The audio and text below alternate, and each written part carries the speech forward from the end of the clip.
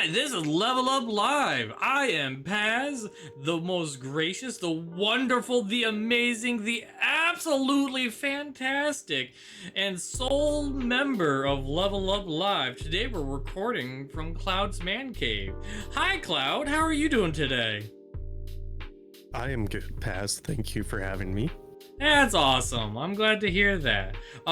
With me, I also have our wonderful co-hosts that are totally not also owners of the Level Up franchise whatsoever, by any means. It's solely me and only me. The wonderful, the absolutely bombastic Mafidella. Would you like to say hello?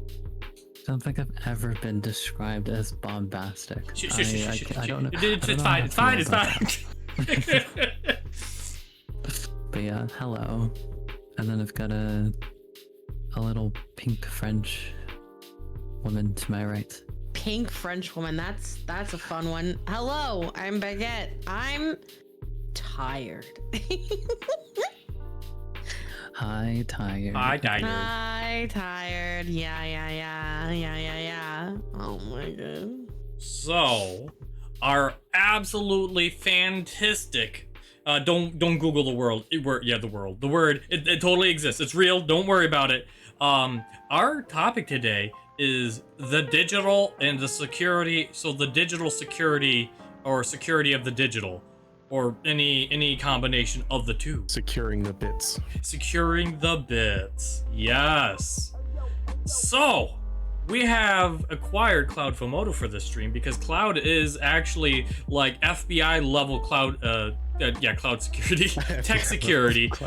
In fact, in case you don't know, he protects the entire world from cyber criminals. Actually, I just protect the cloud. That's the name. If it isn't evident for anybody that's new to watching, I am totally speaking out my rear end right now. So, but no, in all, but in all seriousness, Cloud is one of the best people that I personally know in regards to the tech side of things. There has been quite a bit that Cloud has actually taught me in regards to setting up and things for my stream. Granted, the irony is, despite the fact we're talking about security, those things are more about like audio and other tech things, but nonetheless, tech is tech. So, shall we get started? Yeah, absolutely. I'll preface this by saying, I mean, most of this is just general. I'll try and get into specifics very directly related to streaming, but most of this is just general. Hey, you're using a computer, a phone, an account. This is just generally good cybersecurity, but a lot of it will pertain specifically to streaming and what you do for streaming, because that is unique versus just normal. Oh, I use my Windows computer with an account. So, I guess I might get to just start rambling. Well. I mean, to answer the question in short, yeah, I'm down for 100%. Or we could branch this off as like topics if you want. I don't know how you have your notes organized. As if I organize notes. Fair enough. Fair enough. That comes to mind. Oh, sorry, Maki. What was that? No, what's the first thing that comes to mind, Cloud? The first thing that comes to mind is email. I think most of us did this when we started off streaming, is reuse an email address for our Twitch account, for signing up to stuff.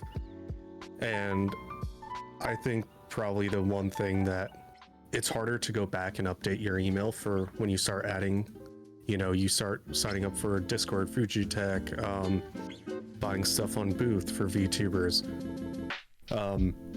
Just starting off and getting a dedicated email address to streaming is probably the best thing to do. That way it's all organized. You see all your Twitch stuff. And if your email ever gets leaked, it's just your stream name.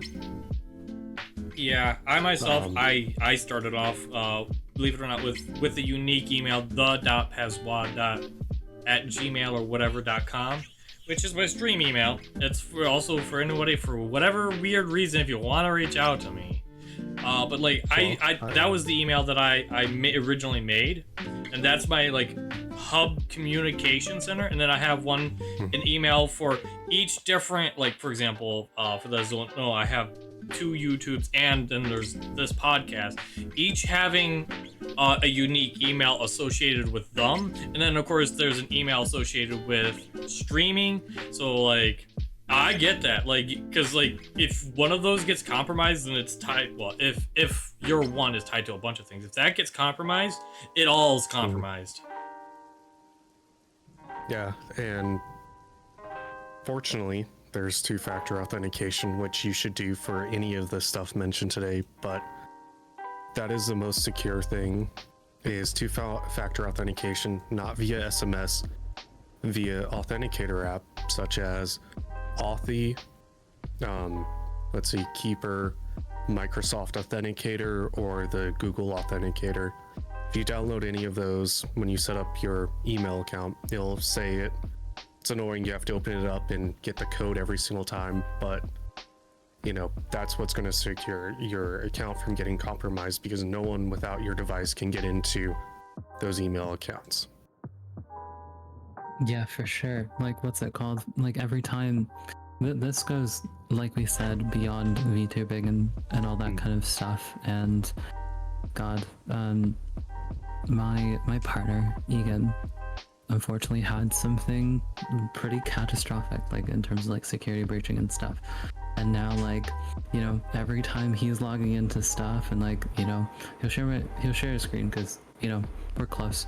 And he's like, "Oh, give me a moment. I have to open up this password manager, and then I have to authenticate this shit." But it's like, you don't want to go through like that horrible thing again. Like if you experience like a security breach or like anything of that sort, you can bitch about it all you want. Like, those authenticator codes and like how you guys have described, oh, they're a lifesaver. They are. I have never seen anyone get hacked using those properly. So that being said, I need to ask you at the end of the podcast for you to send me maybe some of the like links or whatever to those apps. The reason why, because I'd love to put them into the description for those that are interested in using them, or at least the name of those apps, so that way they can look on the Google App Store or whatever have you. That way, yeah. You know, if when they want to go at it, they just go look at the description and below the YouTubes and be like, all right, okay, I want to grab this app, so that way I'm better secure. So yeah, absolutely. Oh God. No. And you're banned. Banned. Podcast over. Oh my lord. So keeping with that theme, like I think Mafi mentioned it of password manager. Most of us, when streaming, share our desktop. A lot of people that, if you're using a capture card, you almost have to share your desktop. But if you're just using regular OBS, a lot of the time, if you're playing videos or something, you have to share your desktop. What I don't see enough people doing is using a dedicated browser just for stream.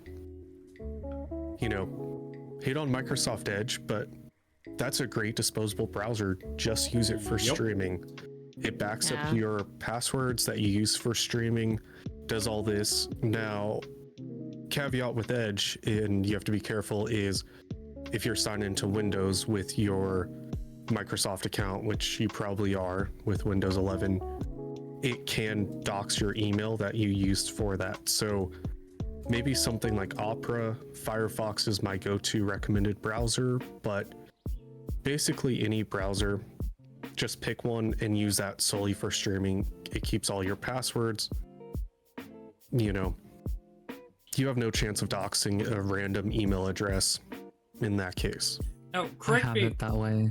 Go ahead. What's it called? Sorry. Like with like we mentioned, Opera. Opera GX beloved. I know there's some controversies with Opera GX, but Opera GX is like my home hub for like all things internet, I feel like. And then I've used Google Chrome actually, but maybe I should migrate from that to have different profiles for different things for IRL stuff. So yeah, it's pretty neat. Paz? Oh, I was gonna say, I'm not the most tech literate. I am smart enough to use most tech, but correct me if I'm wrong. Isn't there I don't know if incognito mode is what I'm thinking of, but I could have swore, at least with Opera, there was a mode where you could open up a separate new instance of Opera, but the way that it thinks is basically you're not signed into anything. It is like a blank new fresh install version of Opera with no preferences or anything.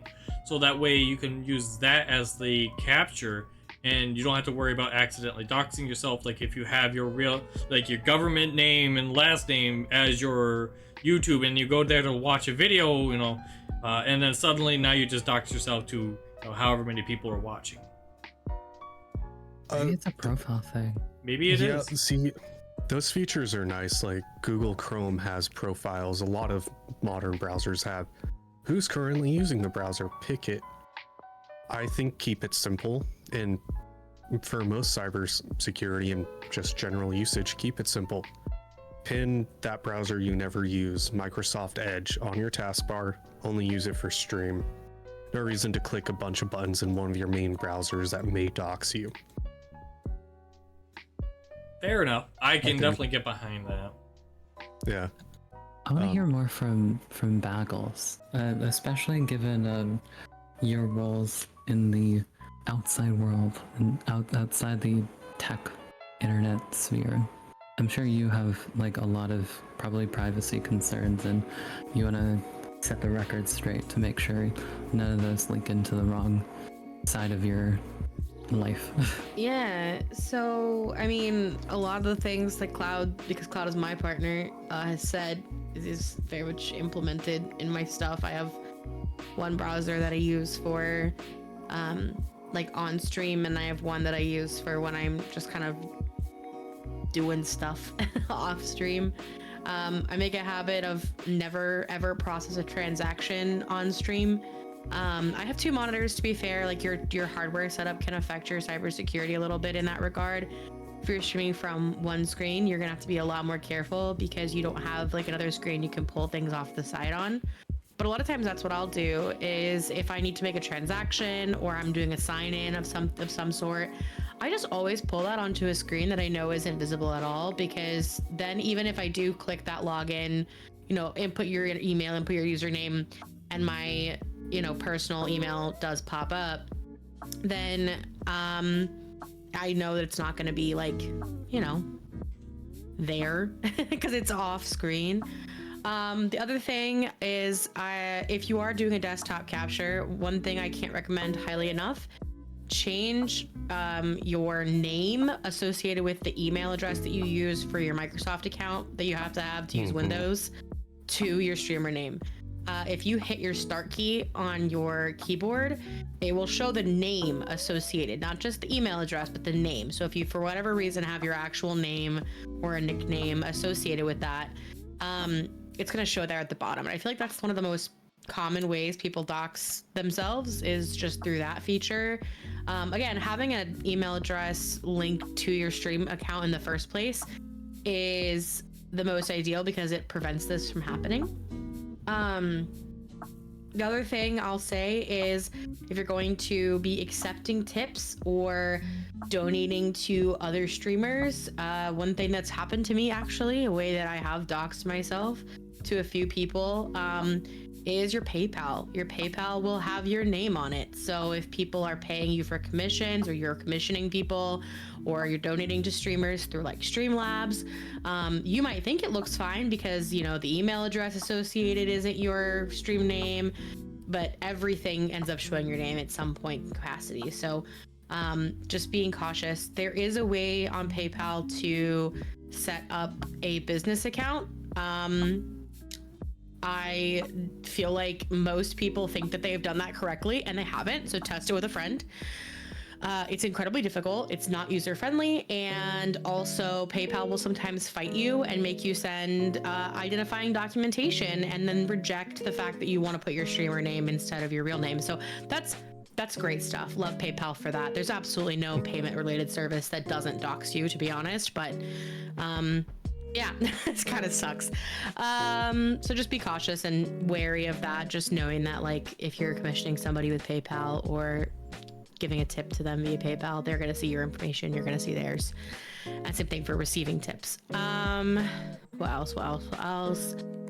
I feel like also just making sure that you're never opening a program on stream that you use for personal. This gets messy for me because I actually do use my Canva account for both stream and personal. So what I have to do when I use my Canva for personal or work purposes is I have to make sure I delete my uploaded images because sometimes they include things like logos or pictures of people that I know or myself. And then I also have to make sure that I title things in Canva to the point where you can't tell what it is if it's a personal item. So just being very, very mindful of those things. Yeah, I mean, keep your desktop clear. That's another one. If you have, you know, your tax records, because you are a, you know, monetized creator and you have to do taxes every year, don't name them like first name, last name tax records. My tax records folder is called Death and Taxes. And it's not on your desktop. And it's not on my desktop. But so don't put it there. Just be mindful of what you put on your desktop. Like if you don't put your resume there or whatever it is that you're doing in your personal life. I'll say this again, your hardware affects your cybersecurity. You're gonna have to be a lot more aware of these things if you're working off of, you know, the one laptop that you have, right? I'm very fortunate that I have an entire setup basically dedicated to streaming and content creation. So I'm really only having to be mindful of when I'm opening like Canva or whatever. But everything else is very separate. So the more separate you can keep it, the better. But it's easier said than done if you are just working on one machine too. If you are working on one machine, it can be annoying, but there is the OBS transition feature that you could use as well. Huh? Would you like to elaborate? Yeah, I have no idea what you're talking about.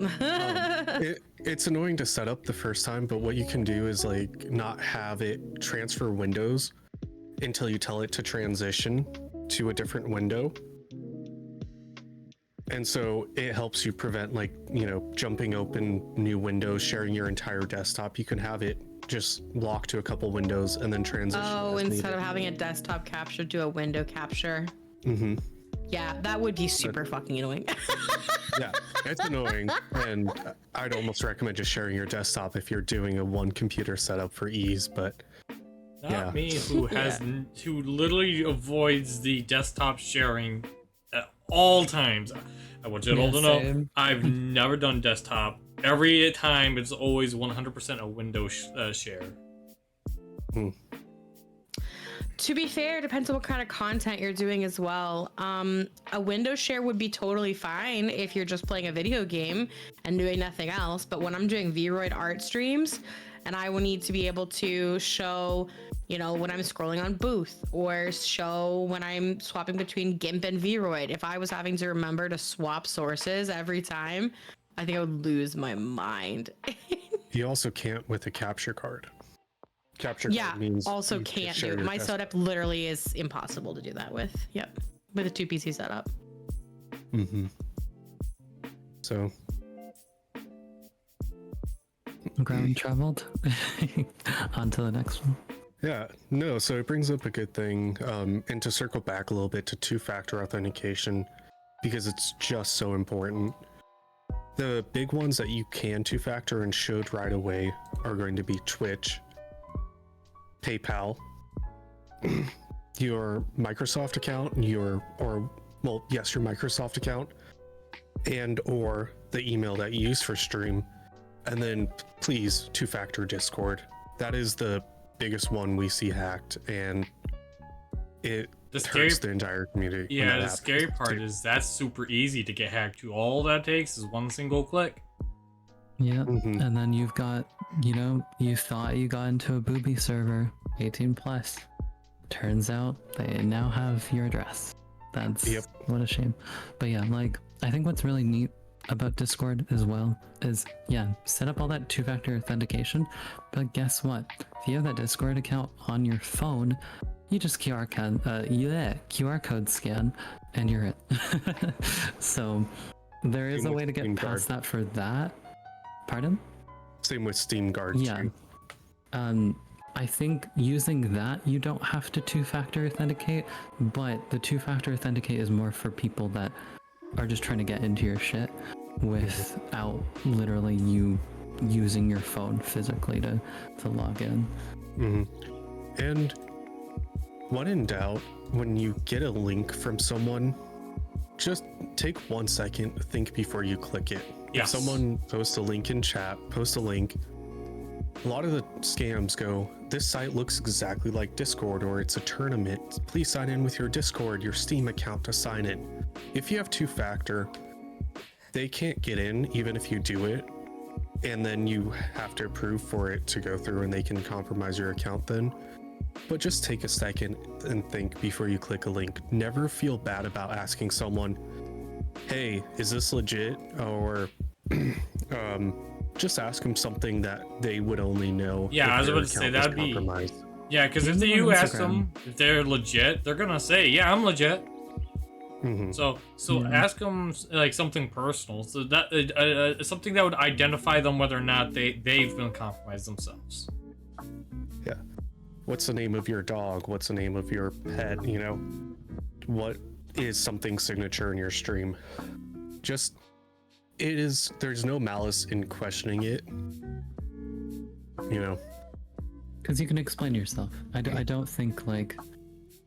I really like to think that nobody's just gonna like give you like hard shit for being like, what do you mean?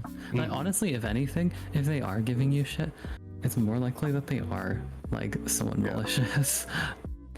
I know Baguette still questions me sometimes when I send her a random link, or vice versa. We'll yell at each other. Yeah. Did you send me this Google link? Did you sign into my Google account? You know. Yeah, my brother once sent me a link. Is like, hey, I'm developing a new game. You want to check it out? I'm like, I'm not gonna click that. And go figure, he was indeed compromised. Like, yeah, that was the one that's been going around. Yep. So it's kind of timely that we're doing this episode now, because a lot of, I don't know if it's just like companies or in general, but October is actually Cybersecurity Awareness Month. And I feel like if you are like me and you work in a corporate office, you get talked to about cybersecurity all the time because they have money to lose if you fuck up.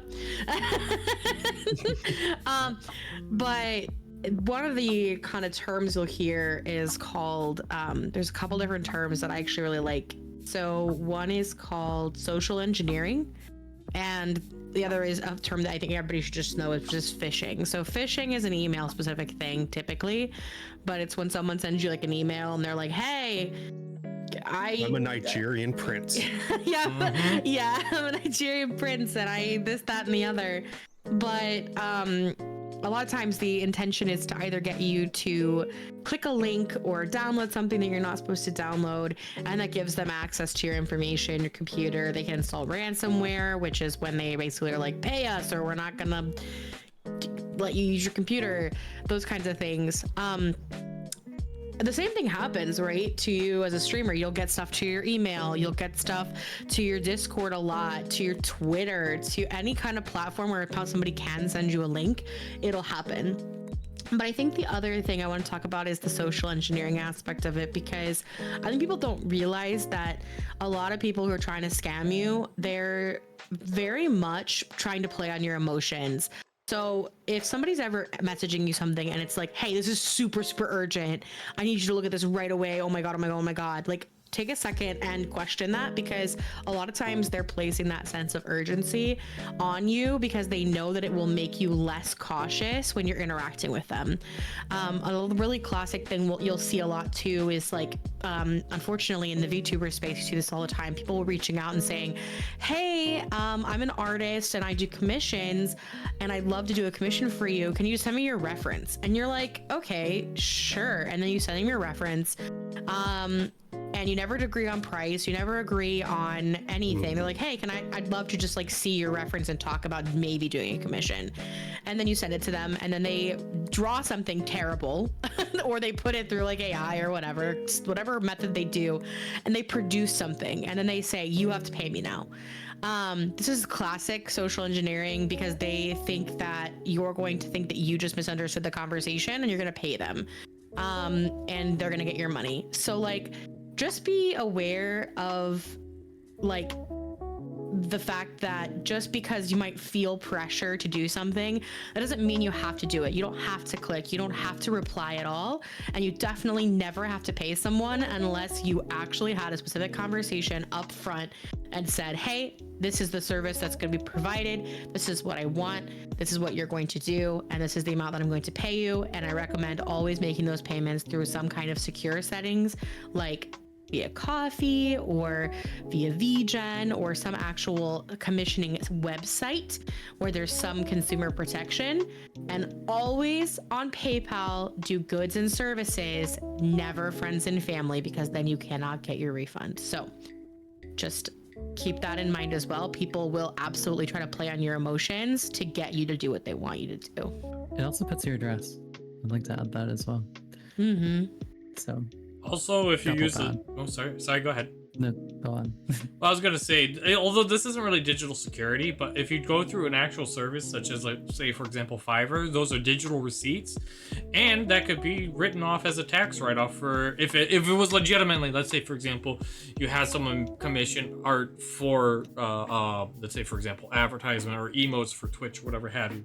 Just a general thing, because then you have a receipt that you can thus provide.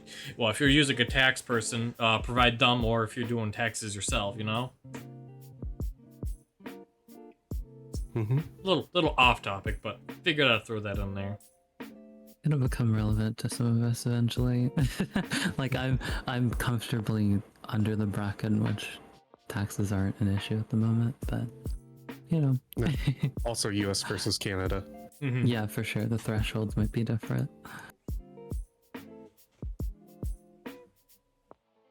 Yeah. So, let's see. One thing that I have written down here is monitoring community interaction.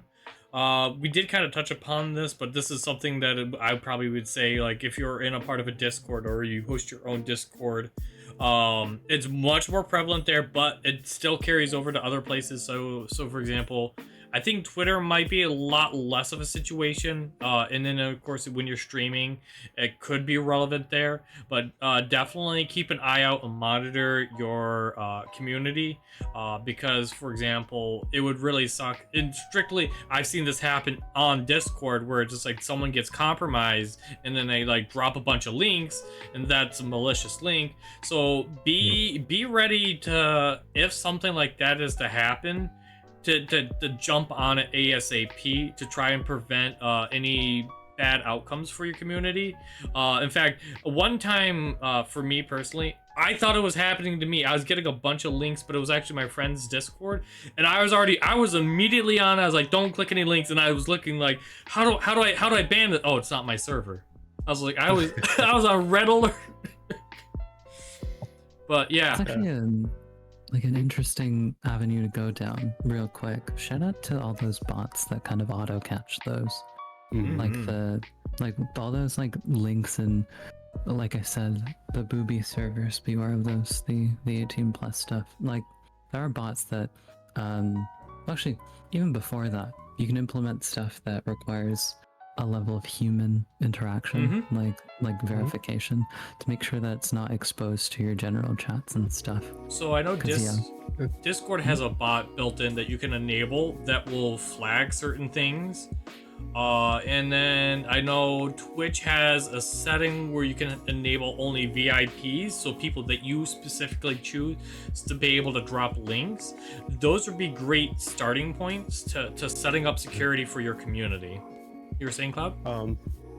Yeah, I was just saying, never feel bad about overly locking your stuff down, you know? On Discord, if that means, oh no, only images can go into this channel or something, Or on Twitch, someone has to follow for 30 minutes before they talk. You know, you can gauge your community and see if you trust them to dial it back, but safer is generally better, you know. Banning links unless someone's a VIP. That's great, you know. Yeah, it might be annoying 1 or 2 times when someone's trying to post a sincere link and they don't want to join the Discord or whatever. But that's 1 or 2 times versus a lot of times where people will try and post a link to get, you know, to fake subscribers or viewers or whatever, which is all too common. So you can always dial back safety. Generally, though, it's harder to dial up safety when you need it. Twitch does have what is they call guard mode, I believe, or shield. It's that big shield icon if you're in mod view, or on OBS it has that shield too. Basically, that locks everything down. Only people that are VIP mods or subscribers for following for the past like week or something can comment, and it's in slow mode. So you know, they have that great feature that just is like, hey, we're getting hate rated or something similar. You can click that button and not worry too much about it, because generally with hate raids and stuff, they're just looking for attention. So one tool that isn't really designed for security, but is good as a way of more of like providing a search function and kind of limiting things. So if something were to happen, this is more specifically towards like while streaming online via Twitch. It's called Chatterino. I've used it a couple times. It has a few features. It does things mostly that's already built into like mod view, but it's more like quality of life, if you will, making it easily access certain tools and stuff like that.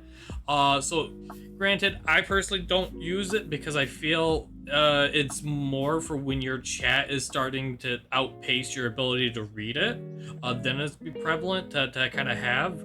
But it is something that is worth mentioning because, like I said, it has the ability to search. So let's say, for example, you go use the bathroom, then you come back and you see, you know, there's a riot in chat. You can quickly, you know, go back to the log through Chatterino. You could search for a specific user or a specific term or whatever have you, and bam, there's the problem. And you can resolve it.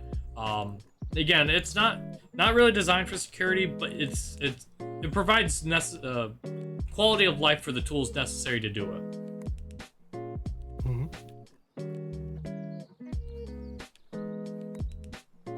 So, changing gears for a quick second. It's funny to see in the VTubing community, a lot of people are scared of IP addresses, and I like to clear that up real quick. It's great that everyone is inherently scared of IP addresses, because everyone kind of has an understanding that that is what gets you doxxed. You know, your V9N, your iFacial mocap, whichever software you use, generally you have to have your IP exposed internally for it. But just to clear up some misconception about that, there's 2 IP addresses. You have your local ones, which are typically 192.168. Those are not public. Those are only for your house, for your network. If you post that, if someone sees it, you know, if you're showing your V9N, whichever VTubing app, or even just normal streaming, if you show that IP address, that's okay. Nobody can do anything with that because it's local. The IP address that's public is your router one, which is anything 67.168, 800. There's a whole range of them, and that's the scary one that everyone, is afraid of showing for a good reason. And it's hard to find, but it can be shown sometimes. And so if you ever feel like it's shown, you're worried about it for whatever reason, you clicked a link and someone messages you your IP address or something, if you're ever worried, typically how you can reset your IP address, your public one, is just unplug your modem. Do that for about 20 minutes, and typically your ISP will send you a new IP address automatically. And you can just Google what is my IP address before and after. And if it's new, that's great. That means it worked. If it's not, usually you can message your ISP and ask for a new one. So I've run into a few times streamers were worried their IP got doxxed, and they did that, and it's just peace of mind after that.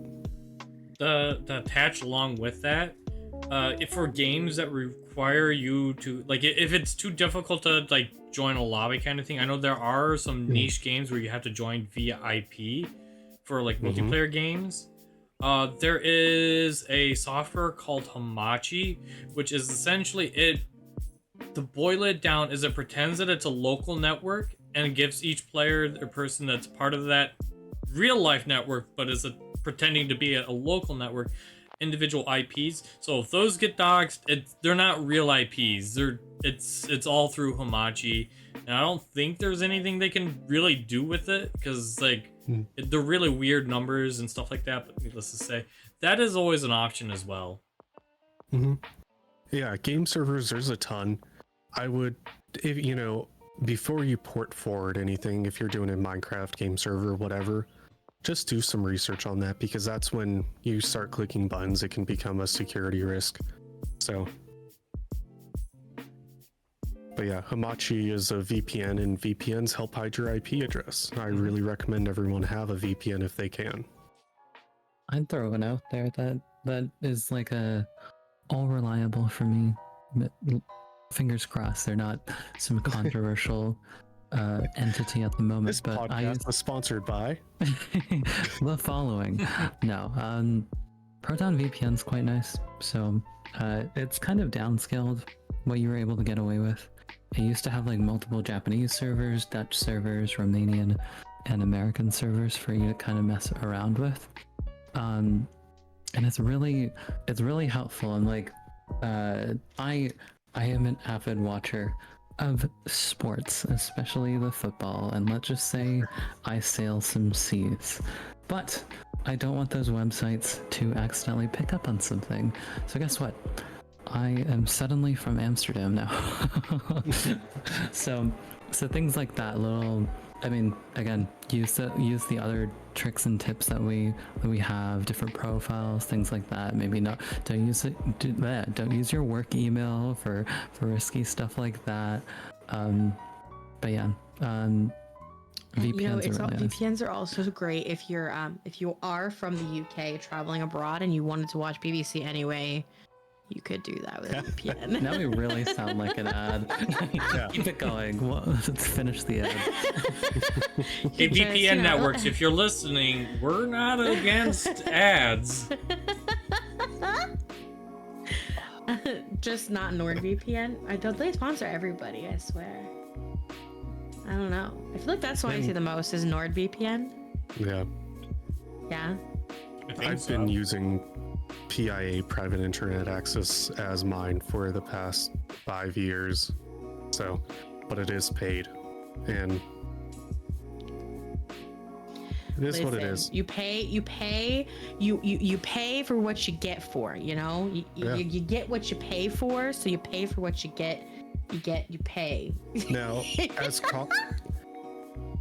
this is a tough one, and feel free for anybody to critique this. I'm a big component of Linus Tech Tips, and I feel like they've explained it incredibly well. Of one of the best security things you can do for your computer is ad block. You block Origin on your web browser. Oh, uBlock's the GOAT. Mm-hmm. Yes, and as content creators, you have to understand what the thing is of it could block YouTube ads, but it can also not do that. And it's controversial, but there's no doubt that using some form of ad block or malicious ad blocking it makes you more secure. Anytime you go to SoftBank, any kind of these download websites, there's 5 download links without ad block. If If- it's enabled, there's the legit one only showing up, you know? If Cloud's ad block on our Wi-Fi has taught me anything, it's that Facebook is the devil because it blocks literally the usage of Facebook as a whole. It's like, nope, you're not allowed to use Facebook. I literally can't use Facebook on our network at all. I just want to read my mom's blog posts, man. Come on, I don't want to click the link. But yeah, with that is just be aware of what, you know, on sites that I really want to support, I do disable ad block, and because I'm aware of ads are how they make their money. But I think generally browsing the web in this day and age is insufferable slash malicious without it. I agree wholeheartedly that it's malicious. Insufferable, yeah, I'd say it's insufferable, but like it's, I mean, just about everything nowadays has become that point, at least for me personally. Can't say for everybody else, but That's just called getting old. yeah, well, you know what? That's very true. But along with ad blocking, that does remind me of a video. I can't remember the guy's name. I can picture his face. But a pie hole. As weird as that naming sounds, it's like a thing you attach, if I remember, to your router, and it filters a lot of those things, whatever you set it up for, if I recall correctly, to be blocked before it even touches the router. What? This is very deep and low level, but it is called DNS blocking. And DNS, think of it like IP addresses, you know? It just knows stuff like ad.amazon.aws or google.ad or ad.google.com. You don't need these addresses because they're just ads. So it blocks it on your network. It's incredibly easy to set up. There's tons of YouTube videos if you search, you know, Pi-hole, or if you search for your router, a lot of them support custom DNS block list. But it is high level, and if you aren't 100% confident with it, it can block services that you would like to use. So, Baguette mentioned Facebook. Well, that's just one big ad, so our network routed blocks Facebook.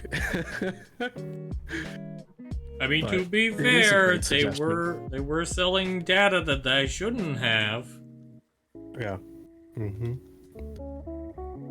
So And Baguette's that goes into privacy, which is, I guess, a subsection of cybersec.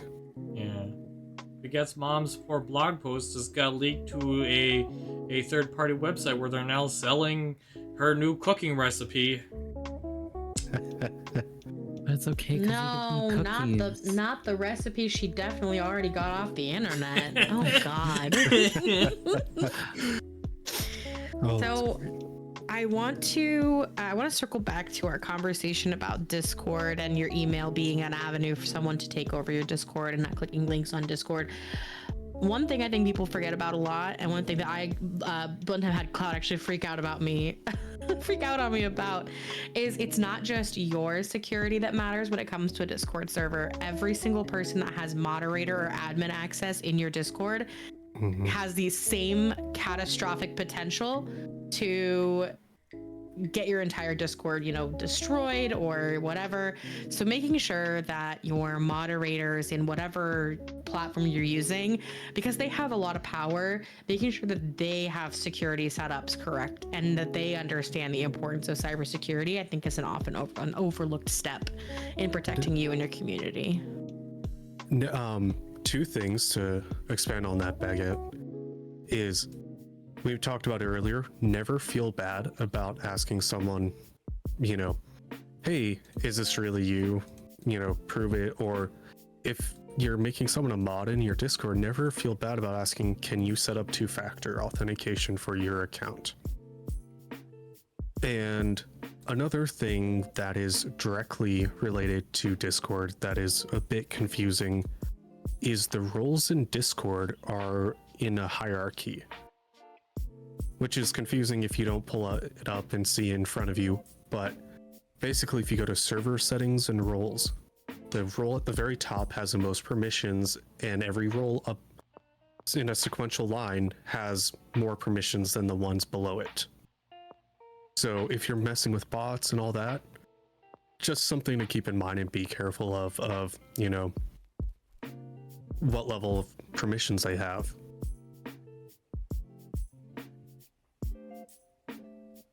Kind of tangent with that. Kind of protect against doxing as well. Although this is a little bit different in regards to like finding trusted moderators. Be careful what kind of information you put out there. There are very simple things that you would not imagine that could be said where it instantly doxes you. Now, how to put this? I know from personal experience via a friend of mine, they said, hey, I love eating at this location. Yeah, that location was easily Google searched, and oh, by the way, found where they live. So be careful what kind of, and that goes for trusted moderators too. Be careful what kind of information you provide them. And then like, because here's the thing, like you may trust them today, but you know, their account could be compromised. They could look, whoever compromises that account and takes control of it can then look at their previous, you know, messages. Or maybe that, you know, down the road, they're no longer someone you trust. Maybe they did something or doing something that, you know, they now have a vendetta against you for whatever the reason. Like, I don't need to make up a scenario where something like that can be possible. I'm pretty sure, you know, you can go out there and you can find hundreds of things on Twitter. I was gonna say, I am almost certain there's currently a Twitter controversy amongst VTubers, specifically where somebody was a mod for another streamer and they doxed that person, and it has been like a big deal because they basically haven't ever apologized for it either. And then started their own streaming career. So yeah. Yeah. With that, and it's a, you know, it's a big reason why VTubing is a beautiful thing, because it allows people to be anonymous. You know, some people have very unique faces that Google Images, in this day of Instagram, Facebook, it's not hard to find someone based off that. So VTubing is definitely an avenue of security and peace and creativity as well. But I will say, for people that own houses or property, your last name alone can be incredibly easy to find via most searches, because it's a public record. So if someone has your last name, they can use context clues and incredibly easy probably find what property you own, which is why it's so important to make sure, you know, first name, last name are hidden as needed. Now, this is a very niche case, but it goes to showcase what Cloud's talking about. Shia LaBeouf, yeah, the Shia LaBeouf, his place was found because he showed photos of the stars in his backyard. They were able to triangulate where that was. Like, and that, granted, it's hard to say that anybody in the VTubing sphere, even as high as Iron Mouse, well, maybe Iron Mouse, maybe, but like anybody else, that like if they showed photos of their backyard at night with the stars, like I don't know, there's that level of dedication, but you never know. Speaking of Iron Mouse, a really interesting case actually just came up on Twitter recently. You may have seen Iron Mouse's YouTube accounts are currently not active or suspended or deleted or whatever, because people were actually using the copyright strike process to get her personal information, because it gives you that when you issue a copyright strike against somebody on YouTube. Isn't that crazy, the lengths people will go to for that stuff? Yep. Like crazy. All it takes is one weirdo. All it takes is one weirdo. That's what the podcast should be called. The title. All it takes is one weirdo. Cybersecurity. But truth, you know. The importance of cybersecurity. I'm literally writing that down right now. I will say, being in a bunch of small VTube communities, sometimes trust your gut. If someone is acting weird, and it's not even cybersecurity, but mental security too, a lot of the times your gut's usually right about someone being weird or off-putting to your community. My boss had an old phrase, and I've said it so many times, it is literally living in my head rent-free. If it smells like shit, if it looks like shit, don't eat it. It's probably shit. So trust your gut, like. For real. Yeah. Yeah, and it feels bad too because, you know, we've been in situations where someone just gives us a bad vibe for somewhat of a good reason, but, you know, they could be young and so they're just being young and dumb and a kid.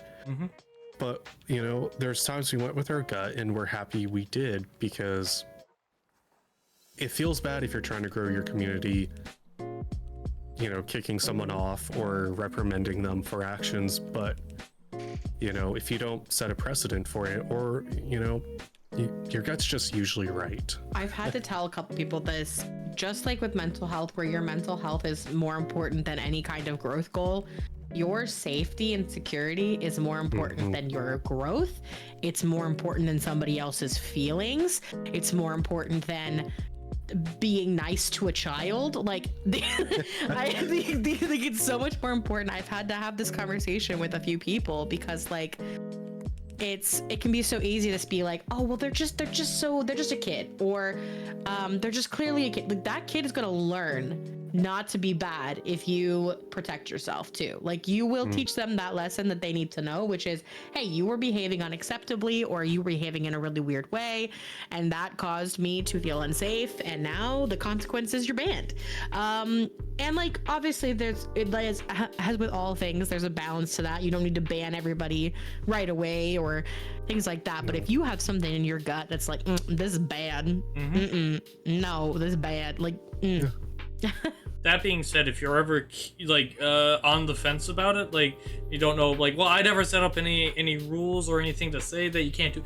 There is a thing that you can set up on Twitch that before a person chats, that they say, hey, these are the rules, follow them or suffer the consequences. So for example, a good catch-all, like if you were an 18+ streamer, not because you do anything lewd, but just because, hey, sometimes, you know, it goes that direction and you want to be safe because, you know, want to, you know, 18+, put in there 18+. And then if you feel like, yeah, well, I don't know if this person is like, they're just young or if they're just acting weird, you could just ban them on the premise. Like, I don't advocate obviously banning everybody or anyone that's particular on the premise of being under the age, but like, again, it's your safety, because like if they were under the age and then you did something, then that could look bad upon you for your reputation and everything, and it's just not a good thing. So be safe in that respect, you know? Yeah, it can scare away like people that actually would eventually contribute towards your growth.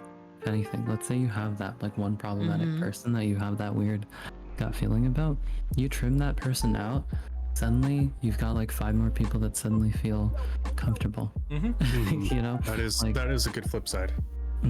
Yeah, you attract what you put out there, and you attract what you have. Like, what you have will set the tone for what you attract, right?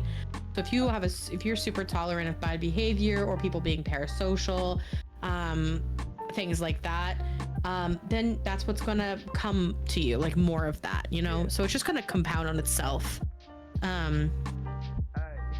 Yeah.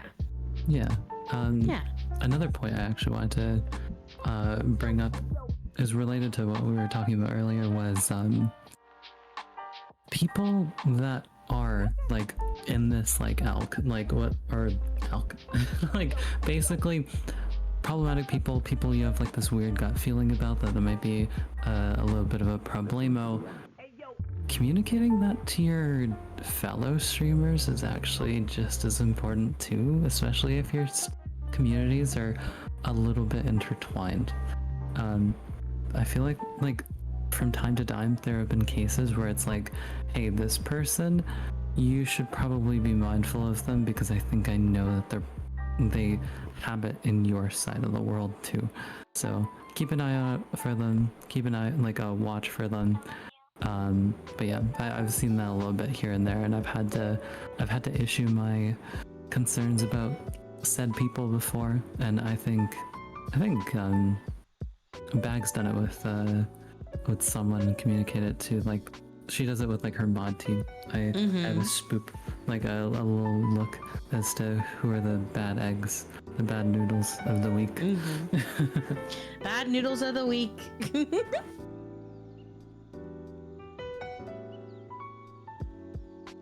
That being said, another thing that I'd like to bring up, emergency plans should, for whatever your precautions and safeties fail, because honestly, nobody expects the worst to happen. And the first thing that you're gonna do is you're gonna go full panic, and that's not good. At least having something basic set up where it's just like, hey, first thing, I need to secure the email. Then the second thing, like, just have something, maybe like a little notepad, preferably something that's written down, that's like you could just grab and just like look at physically. Having a little, hey, this is the steps you need to do to lock things down and protect people. Even something simple that I feel like can go miles. I don't know if anybody here has emergency plans. So, in general, I would say if you're on stream, if you're live and you dox yourself, first of all, have a button on your keyboard, your stream deck, whatever it is you have, that does a screen cover. So that if, like, for example, something comes up and you quickly need to get out of it, it's one button push and it covers the screen. Super good idea, very helpful. Also can be helpful if you're in a situation where, again, you are on one screen and you can't navigate away from something, you know, to keep it off stream, you can have a screen cover for it. So if you have a screen cover, do that. If it's always a good idea as well to just kind of end the stream immediately, unpublish the VOD. You can go live again after, but unpublish your VOD. Make sure your VOD is not sitting out there. And at the end of stream, also make sure to go back and see if anybody clipped it. Your creator dashboard will show you clips others have made, but clips you have made, and clips that have made of your channel. Make sure that you go back and check and delete anything if somebody did try to clip it. And also, if somebody clipped that, ban them immediately. Yeah, because it just kind of outs the... yeah, you're banned. And I think that's really all you can do, right? Like, at that point, it's out there. But that's what I would say for when you're streaming. And I think I've had to do it. I mean, it's happened, so. I would say one thing too, just a social aspect. Don't overreact. That makes people more interested. Mm-hmm. If you start like yelling, "Oh no, I doxed myself!" It goes a lot farther than just going, "Oops, let's close that." Yeah, I'd probably just play it off, just immediately end stream, and then go into the chat like, "Oh, I'm having internet issues. Hold on one second. We'll see if we can get the stream back online." Immediately unpublish the video, delete any VODs, and then just when you're ready, go back in and restart the stream. Like, yeah, sorry, my ISP is having issues. I don't know what that was all about. Sorry about that, guys, and just keep going. Like, play it off. And I'd also recommend quitting stream, or like canceling that stream ASAP, because you don't want that to linger and then give them the opportunity to go back and clip it. For sure. Yeah. Or screen record it, because if they don't clip it, they can screen record it too. So getting your VOD unpublished as soon as possible is the #1 thing you need to do. Mm-hmm. Speaking of communities, I just kind of thought about this off the top of my head. I know we're talking about a lot of like you as the streamer securities and protections, but also got to remember, well, none of us signed a contract saying, hey, we're responsible for the communities that we're building. It is generally like a public opinion to a certain degree that you are responsible for your community safety as well. So for example, if there are some unsafe practices going on, like, yeah, you never said, hey, I'm gonna make sure that this situation's not gonna happen, but at the same time, you should be doing your due diligence, because these are people's lives that can be affected by things that happen within your sphere of influence. So take that in mind, and like, don't be afraid to protect someone else within the community from whatever may be going on. And that goes like in a lot of different ways, whether it's security, emotionally, like for example, if you're seeing, I don't know of any way to word this, but I'm gonna do my best. Like, let's say, for example, you're a PG-13 streamer, which means you're gonna have a lot of children interacting with your community, and there's nothing wrong with that. But then you have someone who's giving off bad, creepy vibes. Like, send them away. Like, have them never be a part of your channel, never interact with your community, because it's your... I won't say it's like your duty to protect them, but in a way, it actually is, because you're fostering this community, if that makes sense. Under your roof. Yes. You know, you want to kind of man the ship and make sure that, yeah, if, you know, forbid, like, there could be like a grooming situation or something that's like brewing underneath, like that, like, oh my god, out, absolutely out. Make sure that the kid in that situation is okay. Touch base on them, and wow, like, unfortunately, especially like with massive creators, I'm sure that's a thing. Sorry, Minecraft communities, but it just, poor kids. I think also, like, tying it back to cybersecurity too, the kind of attitude that you cultivate in your space is what's gonna perpetuate, right? So if you make it like super okay for people to talk about like where they're from and how old they are and give their names out and this and that and this and that and the other, like, you're going to eventually end up in a situation where someone's like, well, what's your name? Like, and it's gonna be weird. People are like, oh, well, you can't know my name, but you know, you guys do whatever the hell you want. Set the standard. And, you know, we tend to try to keep communities anonymous for us personally, because everyone's just kind of safer with anonymity. Anonymity.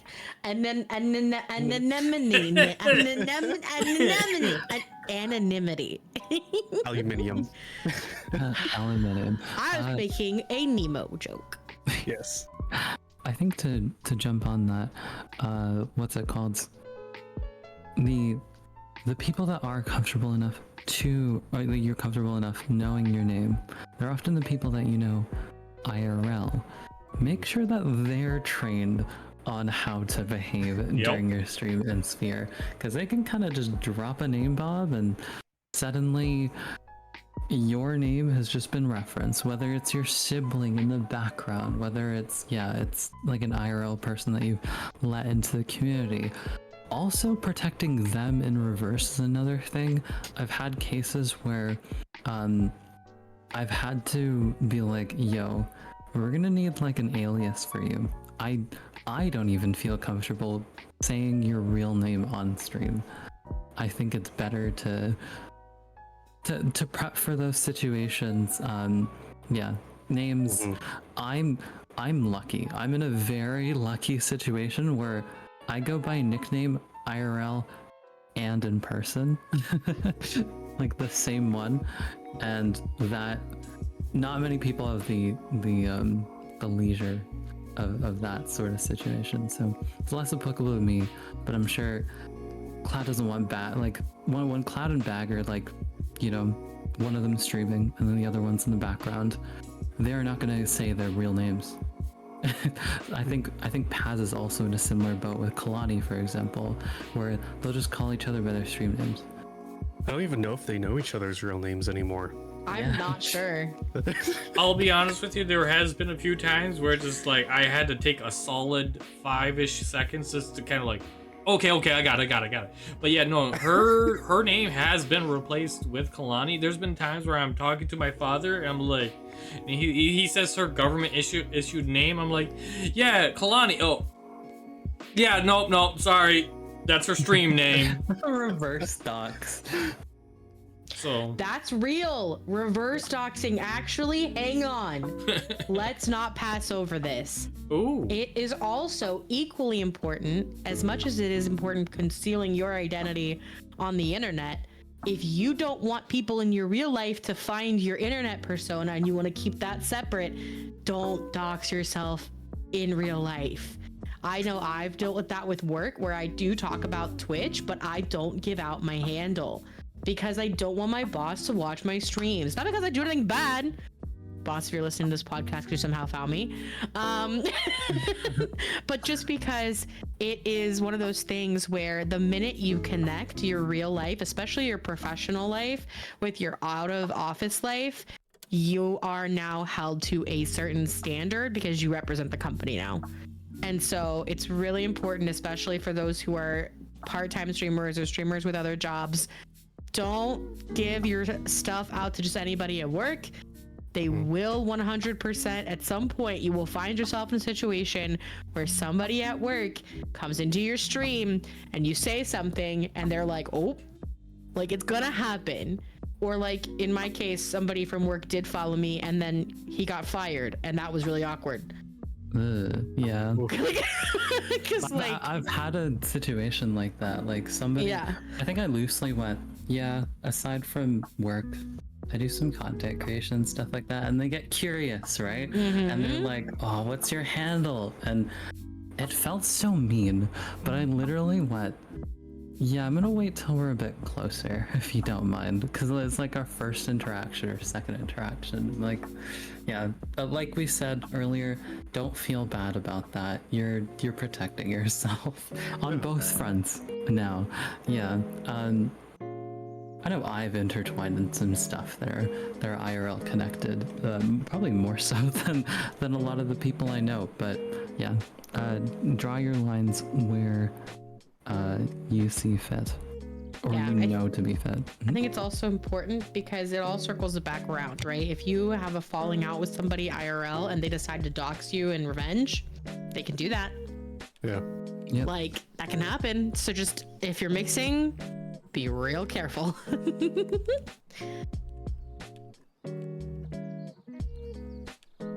What else we got? Let me see. Da, da, da, da. Let's see, we already did that. Tends to happen is some of this stuff kind of overlaps over. Like I know we have like the trusted moderators part. I don't know if we specifically broke that off as a topic, but you know, We talked about that, yeah. yeah, it was addressed. I don't think there's anything to add to trusted moderators. I mean, I guess you could break that into minor steps, but the general practices still apply regardless if they're VIP moderators or anything in between. It's a trust thing, and what's it called? I've actually found, unfortunately, there are some cases where I really think people need to be more brutal as to who they give the green sword to. I think there's unfortunately way too many cases where somebody has mod and they might actually have some red flags as a viewer themselves. And it might, don't be tempted into giving the green sword out just for straight up loyalty. Make sure that they can, you know, hold the sword, hold that master sword and do 60 damage every time. Not... Yeah. Loyalty is not the only thing that you need to see from a mod. You also need to see somebody who is going to be a good example for your community, who's going to follow the rules, who's not going to abuse that power. Being a mod is more than just doing shout outs when someone gets a raid, and it can feel really tempting, especially if you're in a period of growth, to like moderate a bunch of people because you need the help, right? Like when you you're need new? the help in your Yeah. chat. But ooh, don't do that. It's also socially it's harder to take mod away from someone than it is to give. So you know, don't be scared of taking it away if you feel a need to, but that's going to be harder than not giving someone mod to begin with. And I will say there's a lot of overlaps I've seen in these communities of Twitch mods also being Discord mods. Never feel bad about not making a Twitch mod a Discord mod. Discord is a lot more, a mod can abuse a lot more power on Discord than Twitch. So I think you need to be even more careful when doing that. They can nuke your stuff. Yeah. And They can beyond delete that, channels. beyond that even, they can also hold the social clout in your community to do bad things, right? If you get a DM from a mod and they are asking you to do something, like click this game that Baguette's working on, Yes. she's selected you to test her stuff. Like, because they got hacked, your people who are in your server are more likely to trust them than they are to trust somebody else. Mm-hmm. So it just kind of ripples out. Well, and it's also the fact of we are humans, we have to sleep, and Discord shows when you're not active. When you're live on Twitch, if a mod is abusing power, it's very easy to fix while you're live. Discord's, you have to sleep, and mods that want to abuse power can do that while you are, you know? It's scary. Hey, Raze, you have a life. Yeah, that too. I was like, I live on Discord. If I'm not at Discord, I'm asleep.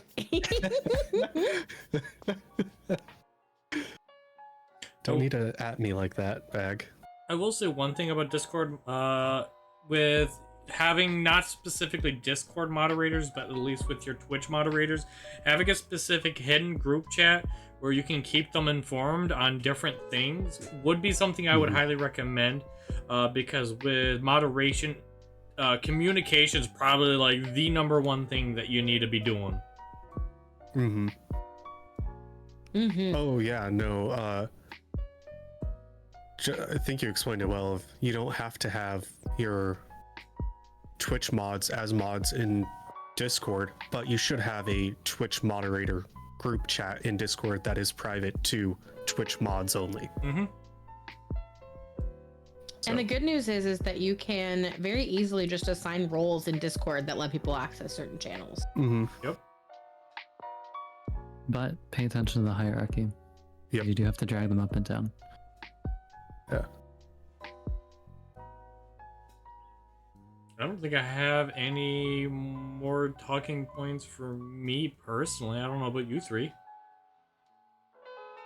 I think that covers most of the basics. Mm-hmm. Yeah. Two-factor everything. Two-factor everything. That is the Use most your important thing. Authenticator apps.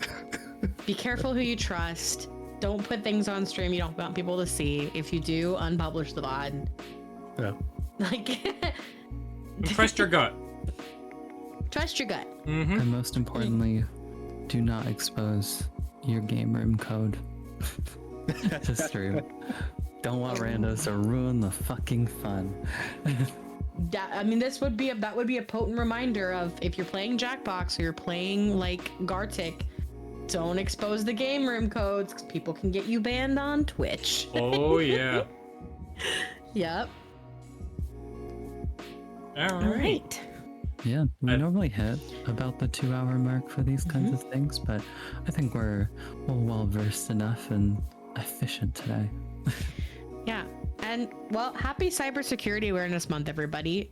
Please stay safe, protect your communities, protect yourself. It's good for everybody. Have your good internet practices. Yeah. Happy Cybersecurity Awareness Month. Yeah, happy Hope you feel more aware. Yeah, that. Mm-hmm. As I almost totally butchered how to say cybersecurity. All right. Yeah, do not misspell the last C. Let's see. Huh? Don't put an X instead of a C. Is that what you're saying? Yes. Oh my god, Cloud, I can't with you.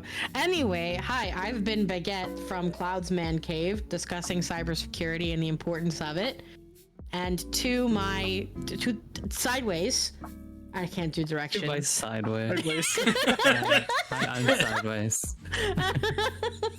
Weren't you gonna drop your handles?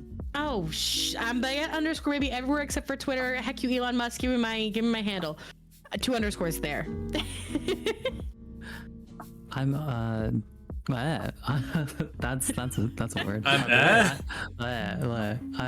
once again Mafi, but you'll find me as Mafidella on everything. Honestly, at this point, I'm just a full-time YouTuber, aren't I? No, but what's it called? Mafidella on everything, almost everything. Careful what websites you go on, obviously. Paz? My info will be in the description below, as well everybody else's. That being said, hi, I'm Paz, and bye, I'm Paz. What about you, Cloud? I know you've taken a bit of a hiatus. Yeah, I am Cloud _ Vomoto on Twitch. I am from Cloud's Basement. You can find me on Twitch someday again, but generally I just lurk and am a gremlin in everyone's streams and on Discord, so. Alrighty, you all have yourself a wonderful day or night, whatever the case may be. Bye. Bye-bye. Bye. Bye.